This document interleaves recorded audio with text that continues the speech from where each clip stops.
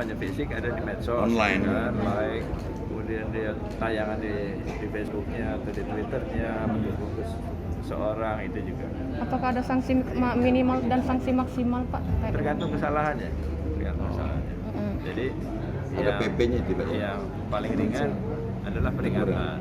Okay. Yang paling berat Pecah. itu diberhentikan, tidak ada sebabkan sendiri. Okay. Jadi tergantung dari kesalahan. Pak, untuk proses seleksi CPNS sendiri kan baru berakhir untuk tahun ini. Itu seperti apa nih Pak evaluasi dari kita Pak selaku BKN terkait pelaksanaan CPNS kemarin? Itu sudah selesai dan sudah dianggap sukses lah sekarang. BPBK dan 20 ribuan sekolah kedinasan lah. Jadi beban sampai Desember ini adalah 220 ribu yang harus selesai. Tapi kebutuhan masih belum tercukupi loh. Masih belum tercukupi. Nah ini yang pensiun juga banyak. Yang sekarang ini jadi kendala adalah SKCK. Jadi semua Polres di Indonesia sekarang ini antrian SKCK-nya sangat tinggi. Jadi Menpan sudah juga berkomunikasi dengan Kapolri ini gimana supaya cepat ya, supaya tidak antrian, karena kalau antrian banyak pandemi kayak gini bisa berbahaya gitu. Jadi itu ya. Oke ya. Yuk. Pak, satu lagi Pak, satu lagi. Atau kalau yang netralitas apa? Ini ditanya Pak Oto. Akan berbeda, akan berubah dengan sangat cepat. Dan 20 tahun lagi mereka lah yang akan memikul beban negara ini. Jadi harus yang terbaik. Kalau enggak nanti Indonesia ini nggak jadi bagus. Artinya dengan bonus demografi juga akan Itu. Bagaimana peran ASN untuk bonus demografi itu Pak? Nah kan bonus demografi ini mereka harus punya kompetensi. Kalau tidak punya kompetensi mereka jadi beban demografi. Ya kan? Nah kompetensi ini harus dari pendidikannya. Kalau enggak mereka tidak akan produksi. Mereka tidak akan punya kompetensi. Karena dunianya sudah berbeda. Apalagi setelah pandemi. Pandemi ini kan tiba-tiba membuat semua pemerintah berubah menjadi full digital. Dia menjadi berubah. Jadi sangat berubah. Nah itu yang tua-tua di dalam, di dalam pemerintah nggak mampu lagi. Jadi pemerintah harus membuka seluas-luasnya agar milenial ini berpartisipasi.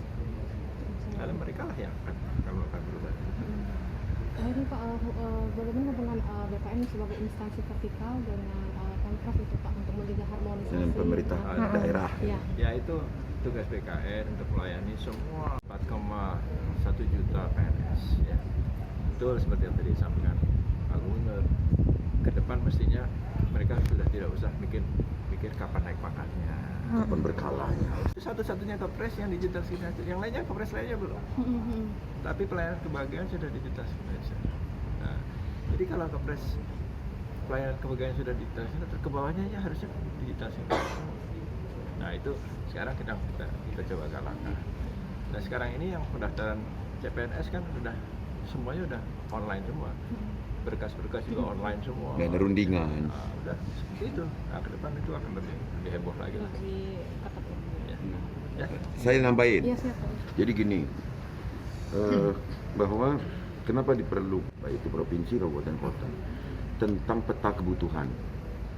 Jadi peta kebutuhan terhadap ASN ini penting untuk pelayanan. Jadi pelayanan dua, pelayanan ke masyarakat juga pelayanan kepada ASN itu sendiri. Nah, di kesempatan ini kita melihat ya ada beberapa formasi yang tidak dipenuhi oleh yang daftar.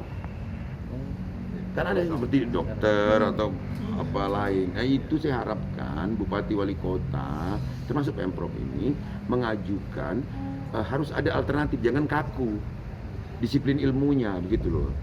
Jangan kaku, misalnya ini memang dia butuh alternatifnya untuk duduk di job itu.